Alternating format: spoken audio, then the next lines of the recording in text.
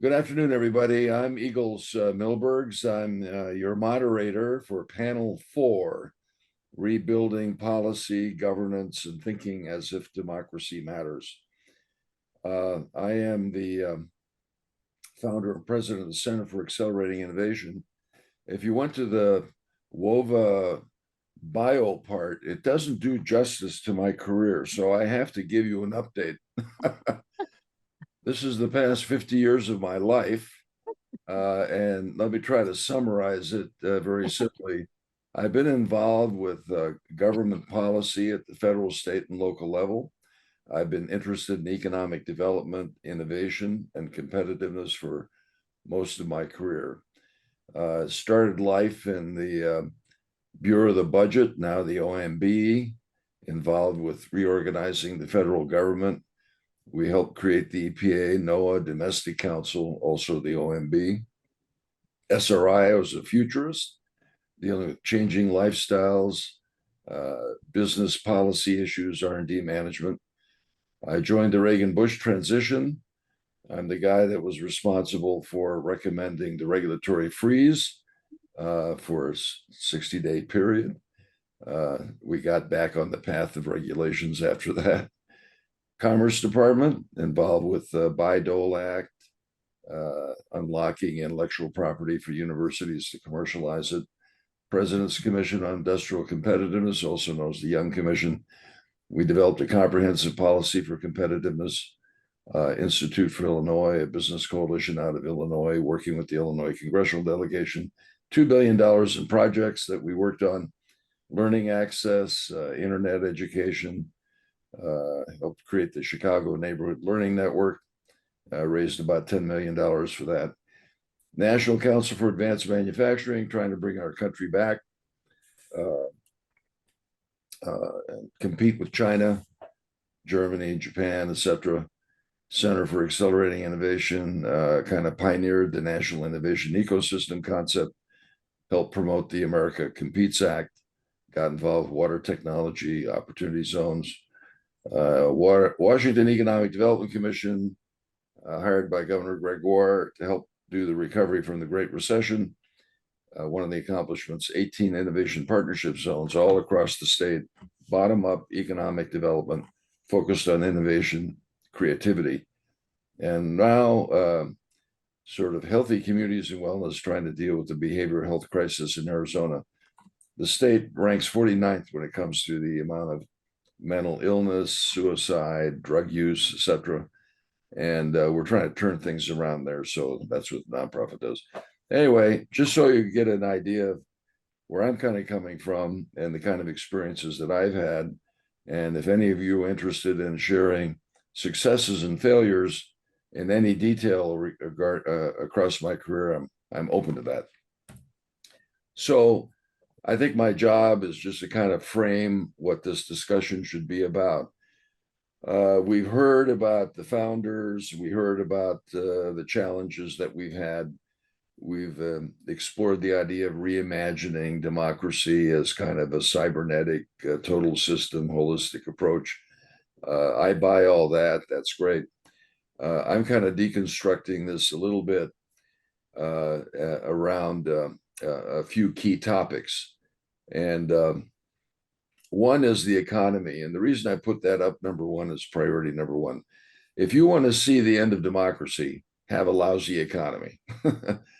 In recent history, Weimar Republic, leading to, Hitler, Venezuela. We have a bad economic situation in Europe and some countries. They're shifting to the right, and Chile, other places. So probably the biggest threat to democracy is an economy that's not working for all the people.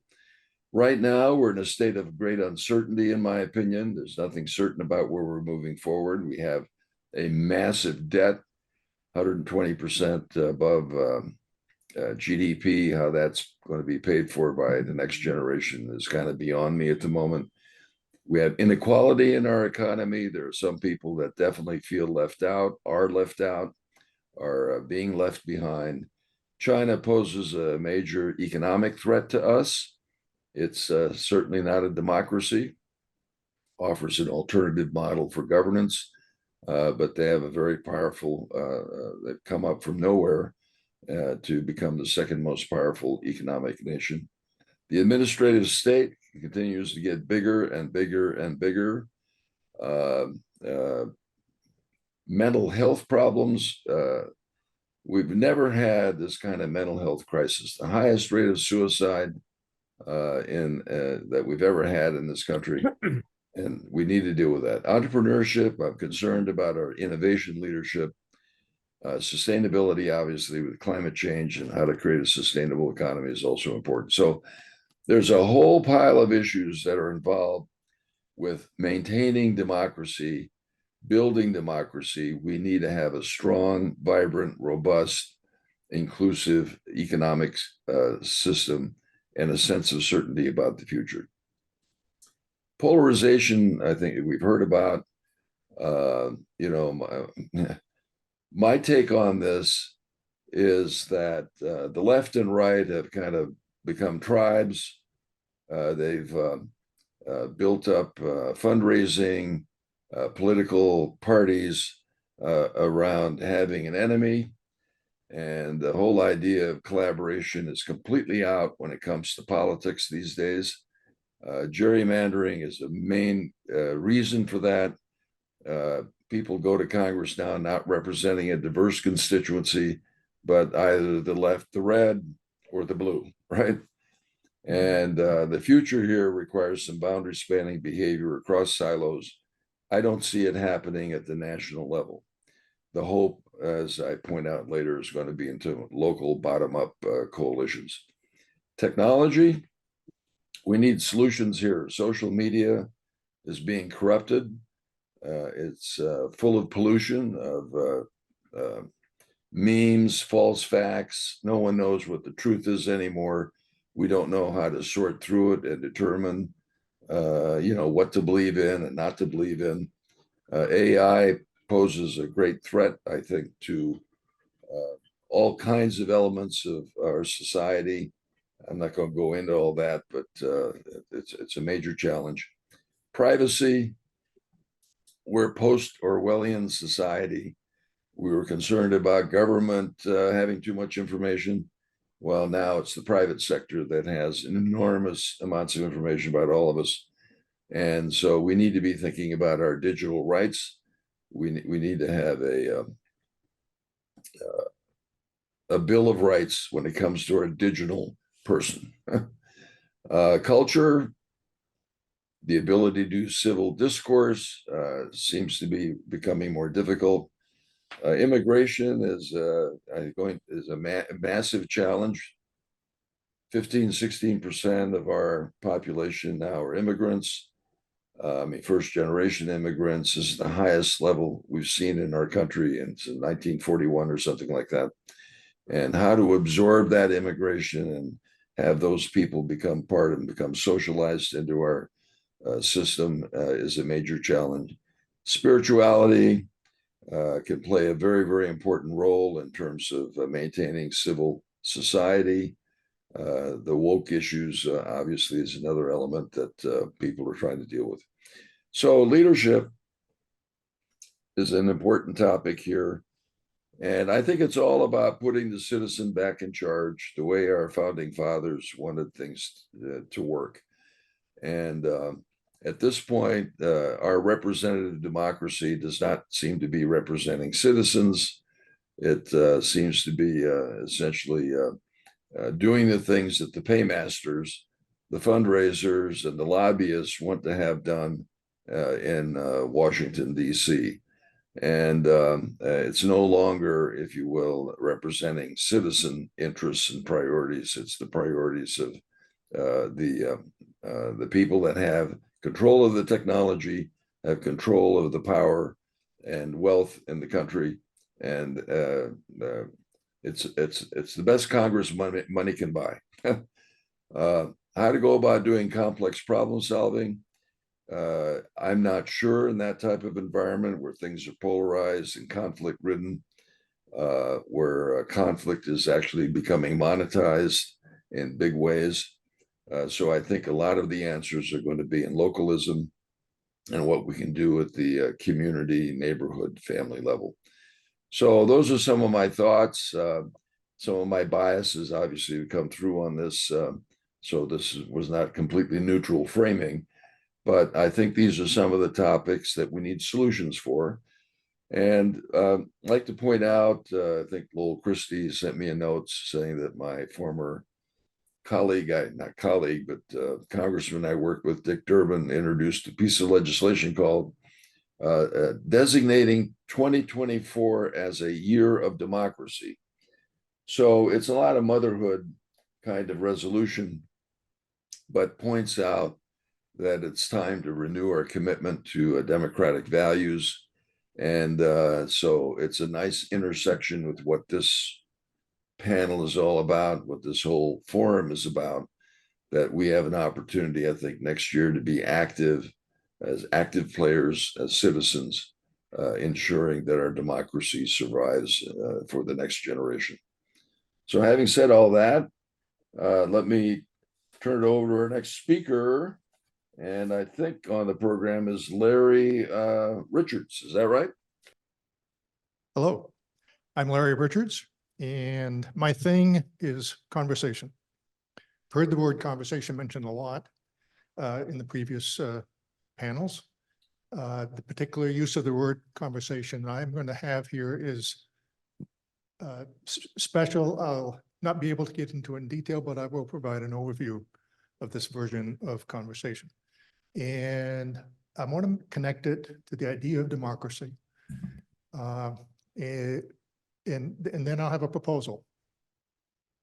Okay, first, in our forum on democracy, the word has been talked about, of course, a lot.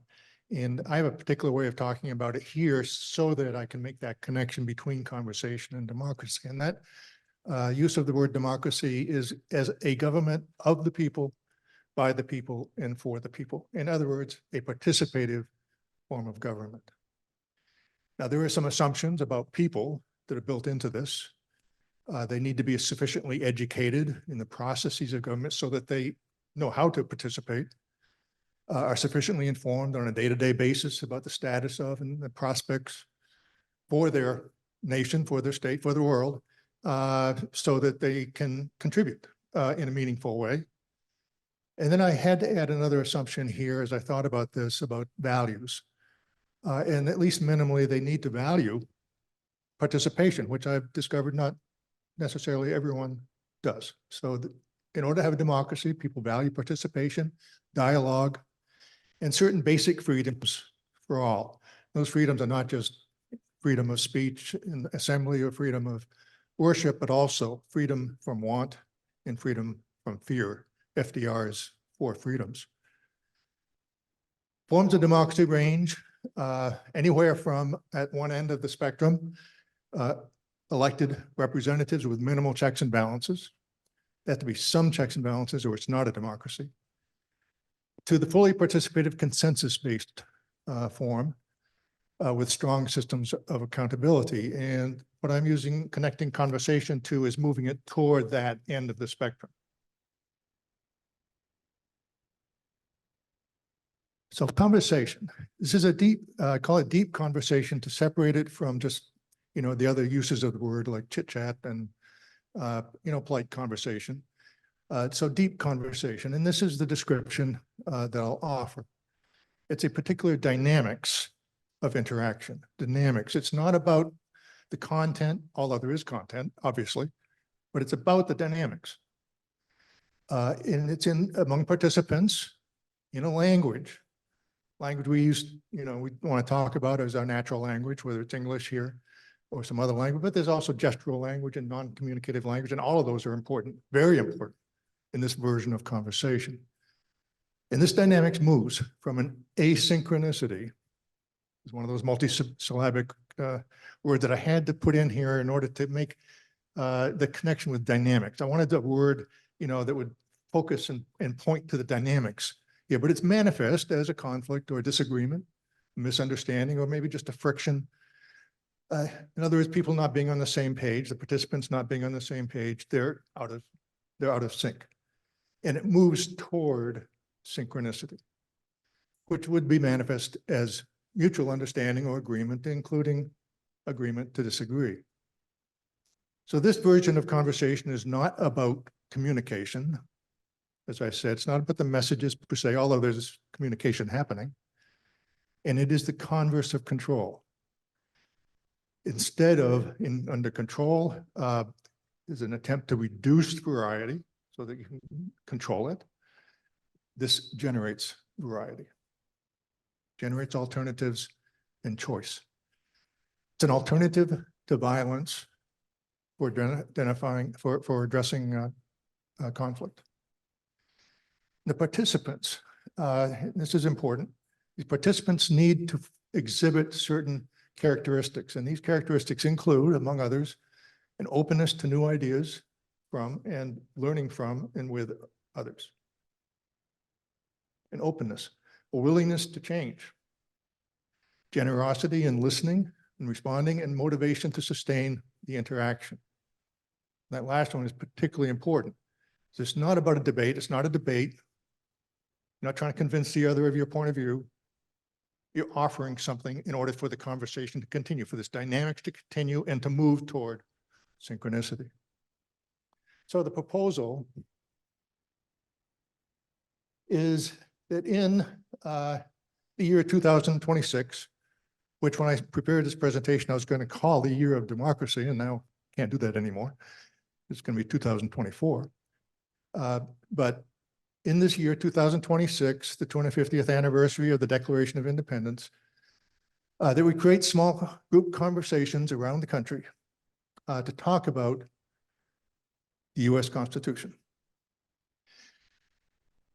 This would require funding of some type. It's a massive effort to do this on a nationwide level, and there are all kinds of issues still to be resolved. I've listed a few of them. There are many more, but it's the size of the groups and incentives, publicity, facilitation, big issue, facilitation. Here we've heard some presentations on ways to facilitate conversation, and all of those are possibilities. Guiding questions, communication coordination across groups, and then having some group reports for those groups who would like to report on what they did and what they talked about. And an analysis of the reports, and perhaps putting it all together in some database of some type. So that's the idea. That's the proposal. But between now and then, next 2 years, 24 and 25, I propose some pilot projects that don't require any funding, in which we get together some groups. I've already started this with proposals which will happen and are going to be scheduled at the Lifetime Learning Institute at the University of Southern Maine, and Valerie actually will participate with those in Maine, yeah, where I live. That's why no funding required. And we'll see what happens with these projects. I have a colleague also who I think is online here who will help us as well. I'm very interested in this project, and I'd like to think that there are people who would have fun with us. US Constitution, minimally just to learn about it, including myself. I need to read it. Again, it's been many years, and there's lots there, and there's lots of things to think about. And then I'll close here in the next slide with some of the guiding questions that I've thought about in that respect. There is a vision here in the long term, and the vision in the long term is for an ongoing process of generating knowledge and ideas deemed useful in policy formulation and decision-making through a federally authorized and funded system of citizen conversations, ongoing. And we heard something about general collective intelligence. Maybe that kind of tool, that kind of technology would be useful in facilitating something like this. But here are some of the guiding questions. I won't read all of them, but just what is a constitution? Why is it important in a democracy? Do we have to have one? What were the founders thinking? What were the issues that they addressed? What issues still exist today that they couldn't address because they just didn't, they had to do something, and so they did what they did. How does this connect with democracy and ensuring a democratic form of governance? Maybe the group would like to address some suggestions for changing it, revising it, making it stronger in certain ways, at least in terms of its support of this idea of democracy and so forth. So maybe in a year from now, I'll be able to come back and say a little bit about the pilot projects that we've started and tried and addressed some of the issues in order to make it a project that's on a much larger scale. Thank you. Larry, this is just wonderful. Just wonderful. Great presentation. Let's see, up next, I think, maybe I could be corrected by Valerie, but I think it's Chris Casillas. Is that right? So this talk I'm going to be giving here is about cultivating community intelligence for pro-social action. I got the timer set so we can stay on time. So this picture is taken some time ago. Here's me here. I was initiated into being a community helper at a young age. Here I'm just I don't know, maybe 6 years old and learning what it's like to help the neighborhood. And like many families, I ended up having to leave my small town of Superior, which is 60 miles east of Phoenix. It's a population 3,000. And we had to leave for more opportunities. And so I built a successful career in tech. And that was all great. Got to travel to a bunch of countries, 40 different countries that I got to visit. Everything's cool. Maslow's hierarchy of needs, check, check, check. And then wham, I'm slapped in the face by the poly crisis. This is, as many people know, this is about the ecological destruction that we face, the societal dysfunction, all these existential risks rolled up into one we call the poly crisis. And when I was realizing that if we don't do something about this, that what we're doing is just passing the buck on to future generations. And I said, nope, that's not okay. I need to do something about it. So what is it that I did? I moved back home to Superior, where I'm talking to you now, and started Regenerating Sonora, a nonprofit that its work is nurturing local potential for a resilient and thriving future. And Superior itself, like I mentioned, low income, under-resourced.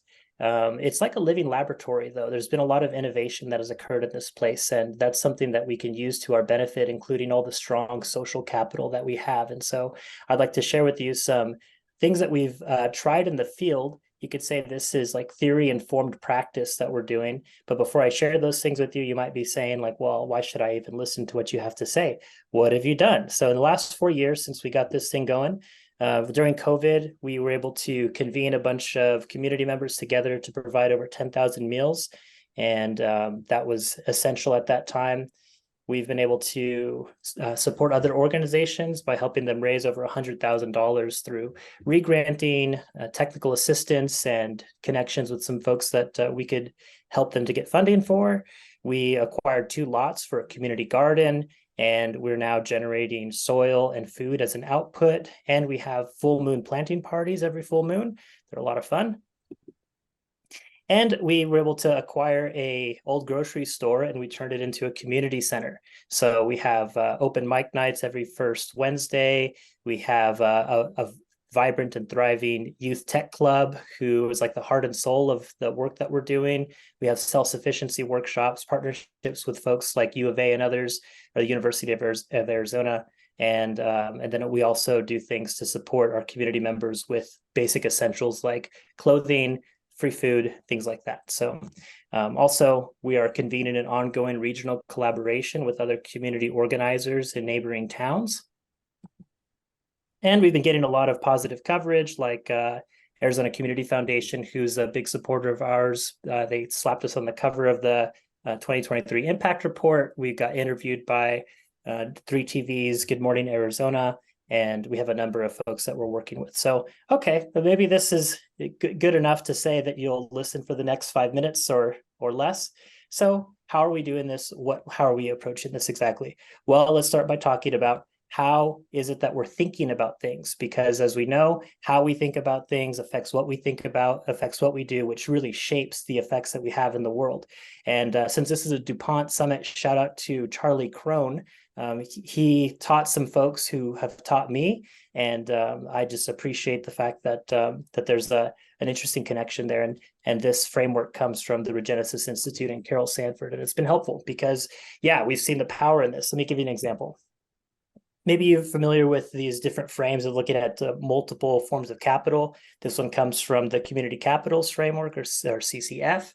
And we can see how we can directly apply a framework like this to guide our thinking and ensuring that we're covering all the forms of capital in the work that we're doing. So as a, for instance, we get a grant from Pinnacle Prevention. That grant is to purchase like woodshop materials and raised bed materials. We build our raised beds that develops the natural capital, healthy food and soil. We're learning more about where our food comes from, how to grow, and we're eating more healthy. And we're doing those planting parties that I mentioned that support the social capital. And naturally, what starts to emerge is some political capital, like in this case, Ana Maria Chavez from the Arizona Community Foundation. She's a leader of that group. She came to visit us at the garden, and that's created more exposure to help us get more grant funding to keep this process going. And I mention this because all of our projects, this is one example of us doing this, but when we have this way of thinking, we can apply it to whatever it is that we're working on. How do we develop all the forms of capital simultaneously? Other things that we're thinking about in terms of how we think is considering the multiple forms of context that we might find ourselves in, and noticing that there's a different mode of action for each. So you have, especially when you're just starting something out, it's your just do it actions. These are your safe to fail tests that you're trying. You're just trying to do some things to see what's going to catch on. As we know, the best way to learn about a system is to act in it. And so that's these just do it actions. You have ongoing efforts, and you have precisely planned projects. So your just do it actions, like you're generating the sparks, you're hitting the flint and seeing what's going to catch. Your ongoing efforts is fanning the flame, and your precisely planned projects, it's like controlling the fire. And shout out to Dave Snowden, if you're familiar with his Cynefin framework, is like this is directed by that. So let's take a look at the specific example of this here. I mentioned the community center before, Leo's. So when we started COVID, you notice there's a lot less people in this picture than the one that I showed you earlier. This was us just getting started. When we found out about the issue of kids not having food from the free school lunches, we decided, and after talking with other people, we got to do something about it. We didn't do a huge grand plan. We just took action, and then we let that start to guide our next steps. And then when COVID restrictions were lifted and it was time to reactivate Leo's as a community center, we didn't have a grand plan exactly of how to do it. We just decided, let's just do a bunch of movie nights and let's see who starts showing up and then what potential we're seeing by actually doing the actions instead of trying to plan it all in our heads. We just got to do something and see what that's going to turn into. So just doing some movie nights started to attract certain people, and then certain potential started to develop, like the tech club that I mentioned earlier. You can see them down here on the right making a plan for one of their projects. Open mic nights, like I mentioned before, and here's a picture of one of those sustainability workshops that I mentioned. So yeah, we couldn't necessarily plan that this was going to happen, but that's what occurred when we just started doing some just do it actions. These are now ongoing efforts happening all the time. Precisely planned projects. Well, the tech club, they did a yard sale. This is a screenshot of their project management tool, Trello, that they're using. And you can see it's very detailed, very precisely planned. And what I would say here is that you don't start off when we did this tech club, it was like, let's just get some Raspberry Pis and Arduinos and start coding. And let's see what that turns into. That turned into Tech Club Thursdays all the time. And eventually more precision occurred later. Like we didn't start by sitting them down and saying, okay, what are your goals and what are your roles?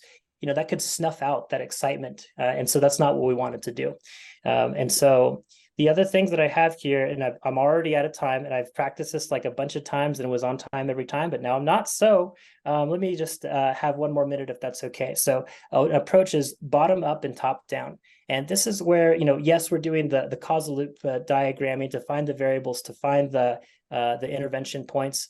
And we're able to do that while simultaneously knocking on doors and having conversations with people. We have certain ways that we can have those conversations, thanks to Mark Pearson to help us find ways to attenuate the variety while we're having a meaningful conversation, to make Stafford Beers VSM more accessible to a business owner over coffee. So we're doing the Just Do It actions, and we have this other approach of ensuring that we're being thoughtful about what we're doing. Sociocracy, big shout out. Group prioritization. You want to have hope for the future. You get a bunch of kids in a room who are working on stuff together and have them walk them through how to do an Eisenhower matrix. It is amazing to see just the kind of coherence that can occur when you do some of these programs and processes. How we do it is as important as what we do. If it's not fun, we're effed. We got to have fun. We want to change the world. We got to throw better parties. And sin dinero no baile el chango. If you don't have money, the monkey don't dance. This stuff requires funding. And we want to be able to look our young people in the eyes and tell them you can have a viable career path by helping your neighborhood. And we know we can get there, but it requires support. And as much as we can, we pay people for their time, but that takes money. So if you want to have a conversation, my email address is here at the bottom, and I hope we can keep this dialogue going. Thank you very much. Chris, wonderful presentation. Thank you. I want to come and visit you in Arizona. Yes. Great. What I had down here is Al Cross to be our next speaker. And is that right, Al? You up next? I am here. I am There ready. you are. Okay. The show is yours. Okay. Thanks very much. I find it a great pleasure to be part of such a wide-ranging discussion about such fundamental, important things, and also some great examples like Chris's. I salute that work he's doing. I want to talk today, and let me share my screen just to put a framework on it here.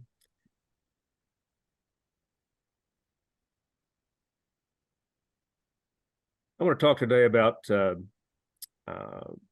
what we can do to serve democracy by helping journalism. The First Amendment guaranteed freedom of the press so voters would make informed decisions. I'm sorry, I have an issue here that I've got to resolve here. The founding fathers knew that people had to have the facts, or at least had to have informed opinion. That's essentially what it was at first. It was more opinion than fact, but journalism evolved to meet that need, and it was largely a partisan exercise. But as journalism in the country expanded, there was demand for broadly shared factual information, and the Associated Press was born to serve newspapers of all partisan allegiances.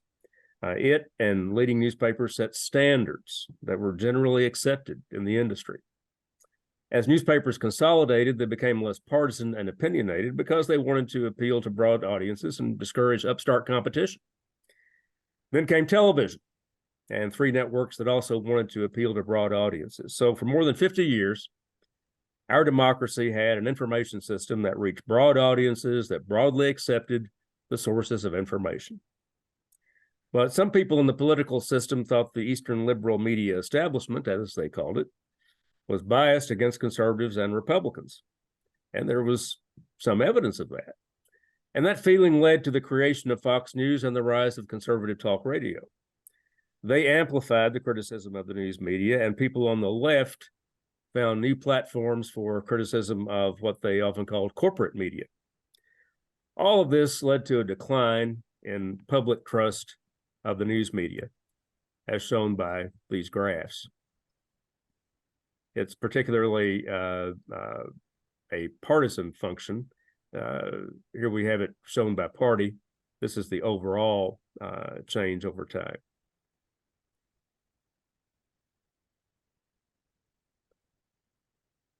The most concerning thing to me is the lack of news media trust among self-defined independents. So what we see here is that most Americans no longer really believe in journalism. And that's bad for democracy, because journalism serves as, to cite a couple of earlier speakers today, a check on elected leaders, one of the things that failed in Athenian democracy, and because it not only does fact checking, but has a pervasive habit of checking assumptions. That is an essential element of journalism that is sometimes forgotten. Now, these Gallup polls reflect, I think, opinion about national news media. It's different at the local level, where surveys show a higher level of trust. People are more familiar with their local news outlets and the people at them. But that trust is also being eroded because those news outlets are eroding, largely due to the death of the old advertising-based business model of newspapers. This map shows that most counties in the United States have just one news outlet.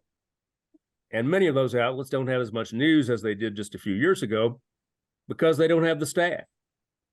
You may have noticed a Wall Street Journal story last week about daily newspapers that have no reporters. And in that story, the nation's biggest newspaper owner, Gannett, refused to say how many of its newspapers were like that. I'll have a report on this next week as part of the annual State of Local News report from Northwestern University. The researchers there looked at the staffing of Gannett and Lee Enterprises, the second largest newspaper chain, and they found that half of the 70 smallest newspapers owned by these companies had no listing for any local journalists on their staff. The object example of that Wall Street Journal story was the Henderson Gleaner in my home state of Kentucky. The best stories are produced by a couple of friends of mine, a married couple who've lived and worked there for 40 years. They've retired, but the paper hires them as freelancers to cover stuff that they can't cover because there are no reporters on staff. And I think that's a suggestion of how Americans at large can help rebuild these newspapers and rebuild the regard for journalism in this country from the bottom up. Somebody has to pay for journalism. And now that is being done more by the audience than by the advertisers. You can help by subscribing to your local newspapers and by donating when they ask for extra money to pay for journalism. But you can do more than that. I like to say that every American has the First Amendment right to commit journalism. I was talking with an employee of a local weekly newspaper last week. She'd gone to a meeting, and one of her friends commented on how the paper needed some help with proofreading or copy editing, and that's exactly the kind of thing that they should take people up on. A newspaper is a community enterprise. Properly run, it's in the public service business, and it's answerable to the public. I think if we can make these local news outlets healthier with contributions of all kinds, financial and otherwise, they can continue to serve as an example of what news media ought to be. Independent, but responsive. Courageous, but responsible. And exercising a leadership role in their communities, making democracy work. Now, I don't have any great solutions for our national polarization, but I do believe that local journalism can keep reminding Americans that democracy can work. And to those who think social media have replaced journalism, here's my elevator speech. The news business pays for journalism, which practices a discipline of verification. We tell you how we know something, or we attribute it, and we're mainly about fact, not opinion. Social media, not so much. Which form of media do you trust to serve democracy? I put my trust in the news media, and I think the more trust that Americans put in their news media at the local level, the more we can restore this trust at the national level. Thanks for the opportunity today. That was wonderful. Another great presentation. I love this panel. Well, let me see. Larry, Chris, Al, I think that's it. Is that right, Valerie? Yeah, yes, but Lowell and I have just a few closing remarks, but thank you, Eagles, for facilitating this and for your talk also. Should we have a conversation, exchange? I think we have time until 3:30. Is that right? Time for what? I think the session ends at 3:30. Is that right? Yeah. Yeah, well, I had a couple of questions I wanted to ask some of the panelists. How does that sound? Go ahead, go ahead. Oh, okay, great. You do? Okay. So we just heard from Al, right? Yeah. And so let me ask you, there's a remarkable comment that Elon Musk made at a forum regarding the fact that some advertisers are pulling ads from X, formerly Twitter, right? Yeah. And because of what may have been, anti-Semitic remarks or something like that. Yeah, he endorsed some anti-Semitic remarks on Right. the platform. So the advertisers pulled money out. He made a comment that was hard. I can't repeat. It's like, go screw yourself, basically. Right. I don't care. But let me ask you, to what degree do you think journalism now, given the fact that they're in financial straits, they rely on advertisers, and what kind of influence do you think advertisers are going to have over even local journalism? Because you keep wondering what kind of investigative reporting can be done. You wonder what kind of opinion pieces are put in the paper. What's the relationship between the advertisers and local journalism? Well, the easy answer is there's less influence from advertisers because there's less advertising. Right. Newspapers are now getting most of their revenue from their audiences, and they're charging big money for subscriptions. But there's a concern with that. If you are relying on your audience for most of your revenue, then perhaps you're more inclined to give that audience what it wants instead of what it needs. Or maybe if you have a more liberal set of contributors, you become more liberal. Some people have advanced the thought that the New York Times is in danger of that. I am concerned that journalism can lose its independence when it tries to maintain revenue. But I think the more it gets involvement from people in the community, where the newsroom is not walled off from the community, where it's a participatory element, then people feel like they have a stake in the newspaper, and the newspaper is more responsive. And that applies not just to newspapers, but to all news outlets. So I don't know if Larry's still online, but I was wondering if you see an opportunity to create almost a joint venture between local journalism and his idea of community forums that Larry is coming right up to the okay, there we go. Yeah, microphone here. Go ahead, Larry. seems like there could be a great intersection And there. we do I have, agree. we do also have a question in the audience after Larry responds. The answer is yes. I like that.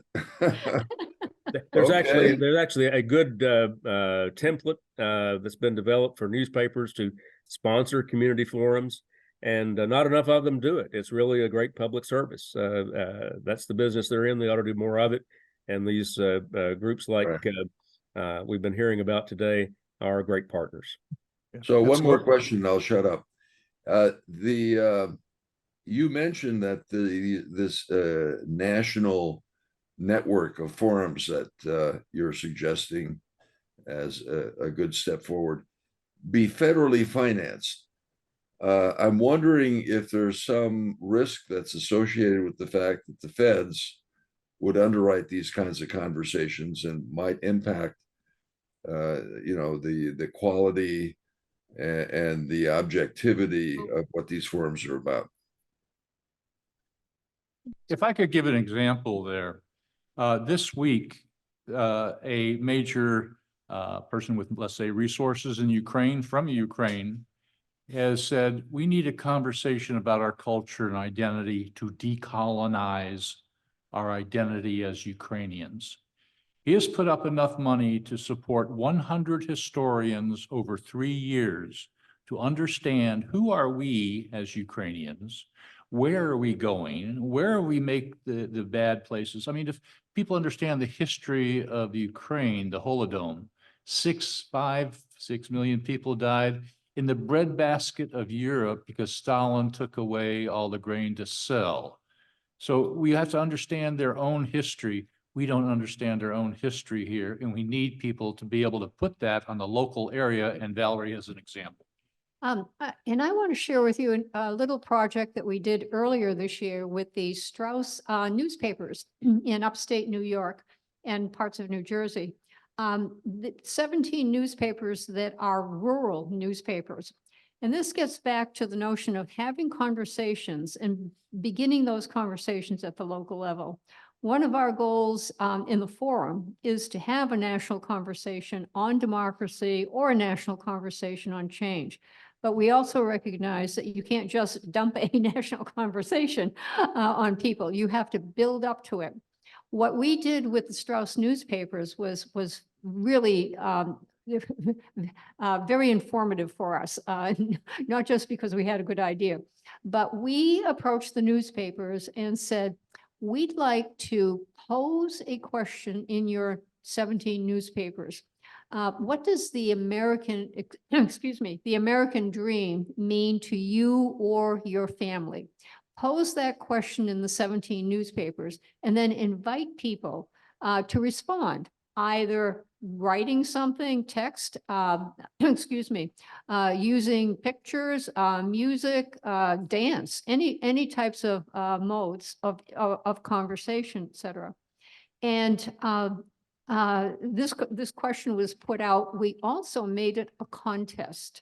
So the top 3 presentations would receive a cash prize. Now, we learned a lot about this, and I'm not suggesting that it was an overwhelming success or anything like that. But a couple of things that happened. We did award three prizes. But the other piece was they recognized that in every single one of those communities, it wasn't enough to put something in the newspaper.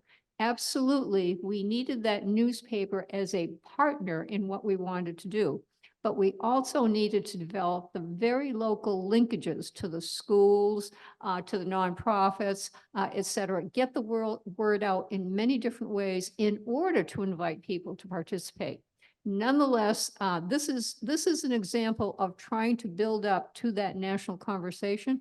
And we're thinking now, what will be our next step in what part of the country with what group of people? Well, I want to thank all the panelists. The strong theme, such a strong theme about localism, activism at the local level, local journalism, local community forums, bottom up. Fantastic. I mean, to No, me, that's a absolutely. great And by the outcome way, of the we do conversation. have a question from the audience. Yeah.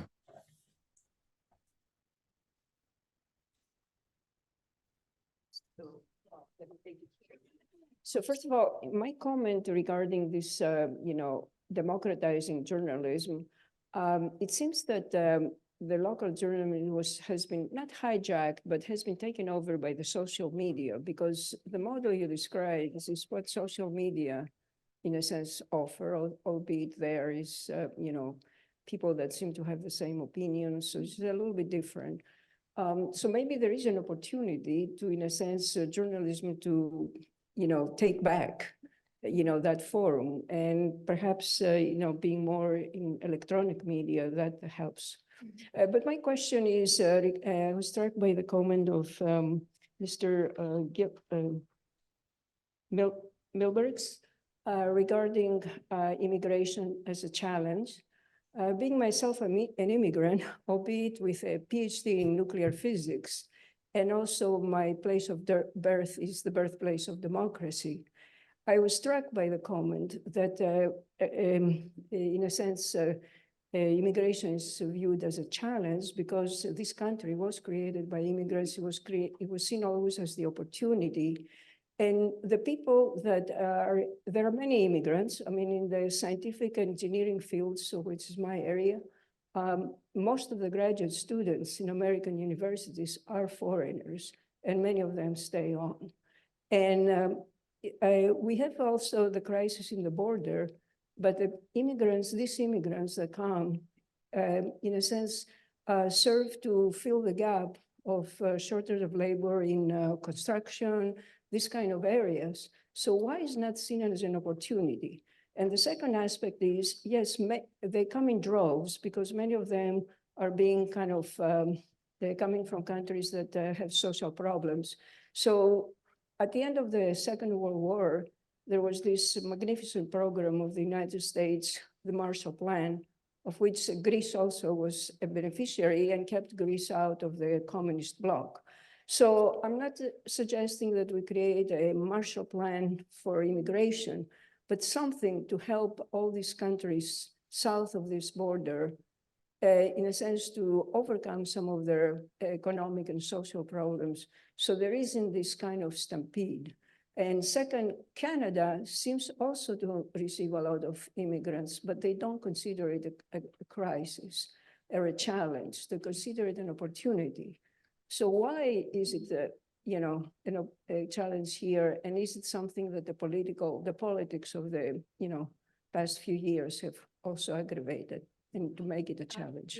Eagles, do you want to take that on? Because the question was to you. Well, I'm not, the connection was not all that great. The comment I heard was, is immigration a challenge or an opportunity? Believe me, it's an opportunity. I think America should be the place that welcomes immigrants from all over the world. I'm a first generation immigrant. I was born in a refugee camp in Germany after World War II. And so I'm proud of being an American. I'm glad we came over. My family has been able to be successful here, and it's great. And that opportunity should be offered to all kinds of people. The challenge is anti-immigration sentiment. That's the problem, and that's building up, very, very rapidly. It's also one of the reasons many of the European countries are shifting right, anti-immigration. So that's the challenge side. The opportunity side, I agree with you totally. We should be welcoming people to come to this country, in a legal, way, and we should accommodate and absorb them into our society. I just one other point. I mean, I remember Lo and I know, 70s in Silicon Valley. I don't think I saw too many Indian engineers, but I think today 40 or 50% of those startups are by Indian entrepreneurs. And so they contribute so much to this country. They want to be Americans, so they want to make a contribution, and they work hard. They have a great value system, usually strong family values. We need them. We want them. Anyway, I don't know if that answered your question, but it's an opportunity. The problem, of course, is monetization of conflict. And the political parties are masters of that. And unless citizens get disgusted with that and not go to the party line, and that's where indeed, I just want to conclude with one quote, and this is from Georges Bernianos. The worst, most corrupting lie. And guess what? We have a few lies here. We've talked about facts, the conditions for facts, how do we talk to one another, all this stuff. The worst, most corrupting lie is a problem poorly stated. And what is democracy about is the capacity to see beyond the words, to see beyond the veils of power, and be able to say, that's a lie. And I'm going to establish, because there's another quote here from Buckminster Fuller, which is, you don't change a system directly. You can provide a new model, and through those new models, change will happen. And what we've heard today is about this idea of systems. That was the word in the 1700s. System. And because what's important about systems is that everything is connected. If I do this, there's going to have consequences there. That's the idea of equality. Equality is not about being the same. Equality is an algebraic formula. But what happens on one side has repercussions on the other side. And we didn't get to that sort of slides there where there's a 21-gun salute in the British India, where they used to strap terrorists to the muzzle of a gun and have a 21-gun salute. And then they wonder why July 7th buses and metros blow up. What happens on one side of the equation of power has consequences on the other. And that is the idea of a democratic republic. We have people that represent us, but we have to have our own voice. And so the whole idea of basically the ideas to work with power, and not just the power over, the power with the empowerment. So what you've heard here, like from Chris and others, is the ability to have, I'm going to give the affordances in our environment. And so one of the words they didn't use, but we're using now, is political ecology. What is that ecology of relations and interactions? Because if I do something over here and I have this purpose like there, look at what happens in our society today. And so the theme here has been, we have been going on linear pathways in a curved universe. And that's a formula for disaster. And we have also forgotten the role of the citizen in all of this. Yeah, you can't change the system directly, but you can do it by providing another model. But it's the citizen who has to reclaim their role in society. What is their role, in part, to maintain the health of a democracy? So today we've given you lots to think about, I think. We call it a Whitman sampler. The first two panels were really, excuse me, a little abstract. The second two panels were much more concrete. And you could see where our thinkers are going, where our citizens are going. So lots of different things for different people. However, we've never expected this conference to be the end point of what we're talking about and the work that we're doing.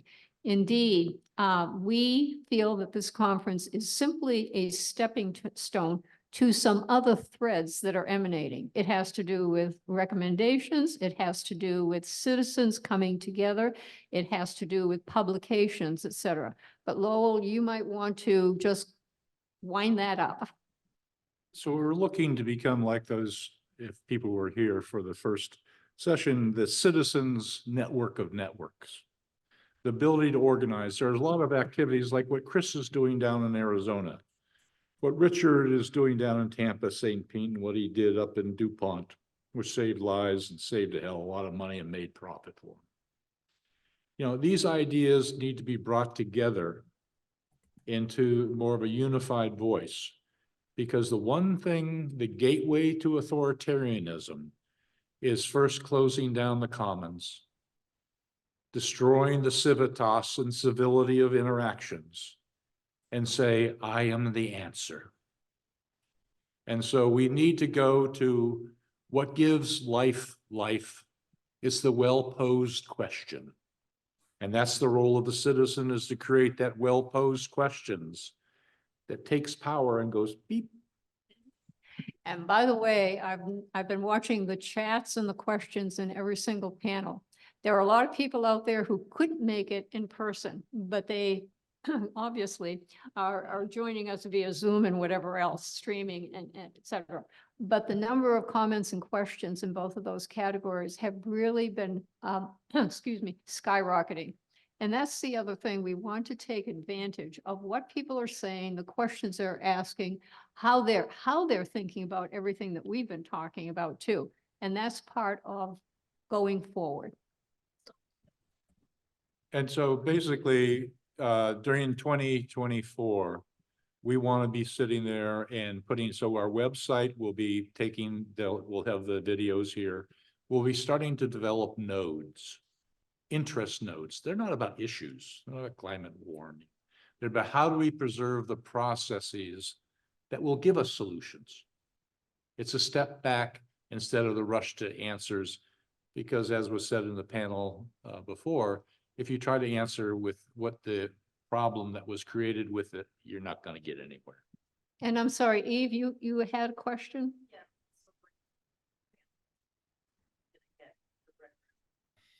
Oh, yeah, you'll have the record. The entire, all the 4 panels have been recorded. You'll get that recording. But also, don't forget, we're going to be publishing the papers as first step, papers from all the different presenters.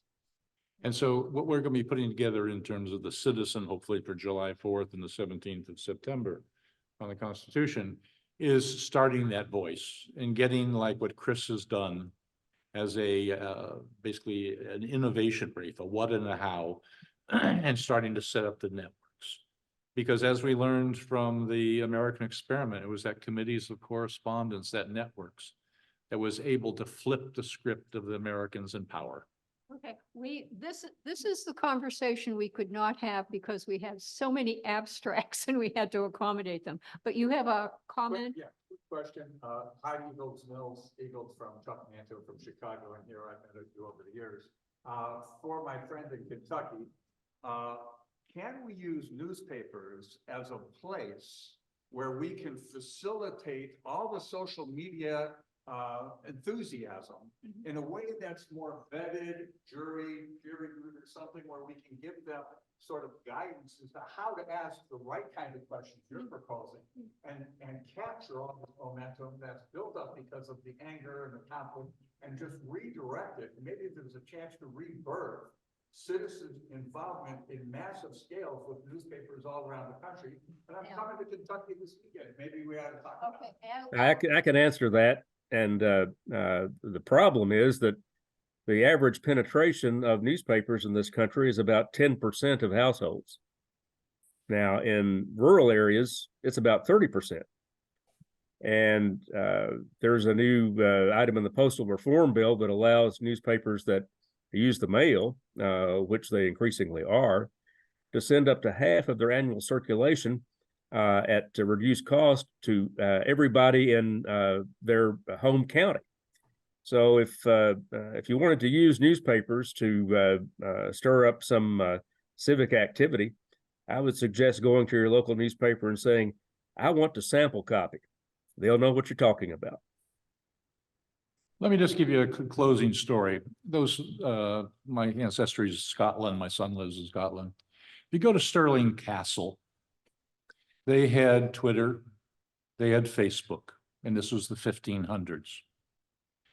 The Twitter was when someone the king disagreed with, they would decapitate them because the bad ideas in the head, but they'd put them on a pike outside and the ravens would come and everyone would say, oh, that's what's happened. But the Facebook was the most fascinating because they had full-time staff creating hexagon faces with and every ceiling had the king in the middle and the penumbra of those who were closest to them. And they were quickly released and then replaced about the power structures. And so our social media today is about exactly what created the Game of Thrones and the Game of Empires. So what we must do is get journalism beyond that, like you're saying, in terms of the questions and the queries that we have forgotten. Because what is democracy about? It's identifying those bottlenecks, those biases, those ideas that we're blind to, those blind spots. And then we're able to see. So what is democracy about? It's about intelligence. And no one's talking about that. And that's how it's going to be restored. Butch? I have one additional suggestion. It goes back to my original. There are hundreds and hundreds of examples out there right now where citizen-centric activities are going on all over the world, mostly in democratic countries. And I think it's incumbent upon us to reach out, whether it's AI-enabled or whatever, to capitalize on all the collective intelligence that's going on in the world today.